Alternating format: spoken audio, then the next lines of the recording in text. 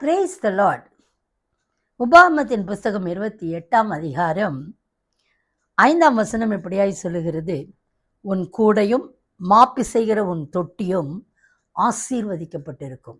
அருமையான தெய்வ ஜனமே, இன்றைக்கும் கர்த்தர் சொல்கிறார், இந்த 2ஆம் வசனத்திலே நாம் பார்க்கும் பொழுது, நீ உன் தேவனாகிய கர்த்தரின் சத்தத்துக்கு செவி கொடுக்கும் பொழுது இப்படிப்பட்ட ஆசீர்வாதங்கள் கடந்து வரும் என்று ஒரு லிஸ்டே கொடுத்துருக்காங்க. இப்போ இதில் பார்த்தீங்கன்னா, உன் கூடையும், இந்த கூடைன்னு சொல்லும்போது இந்த கூடையில் என்ன வைப்பாங்க?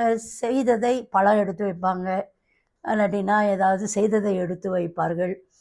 ஏதோ ஒரு காரியத்தை எடுத்து வைக்கிறது ஒரு கூடை, தூக்கி கொண்டு போக வேண்டியது.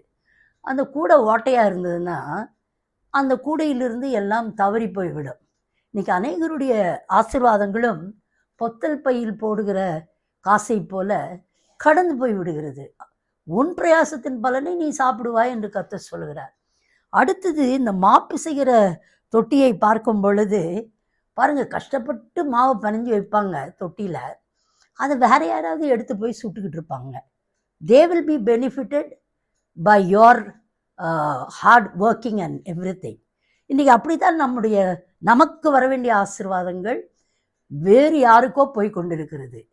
இப்போ ஆண்டவர் சொல்கிறாரு, இது நமக்கு ஸ்திரப்பட வேண்டும் என்று சொன்னால் நம் தேவனாகிய கர்த்தருடைய சத்தத்தை நாம் கவனமாய் கேட்டு அவருடைய சித்தத்தின்படி செய்யும் பொழுது கூடை ஒரு நாளும் அது ஓட்டையாக முடியாது, அது தன் ஆசீர்வாதத்தை இழக்க முடியாது. தொட்டியிலும் நாம் பிணைந்து வைத்த மாவு நமக்காகவே இருக்கும். கட்டாயம் வருகிற நாட்களிலே நீ இழந்த எல்லாவற்றுக்கும் பதிலாய் நீ பலன்களை நீ பெற்று அனுபவித்து கர்த்தருடைய நாமத்தை நீயும் நானும் மகிமைப்படுத்துவோம் என்று கர்த்தர் சொல்கிறார். May God bless you with this prophetic word today. Amen.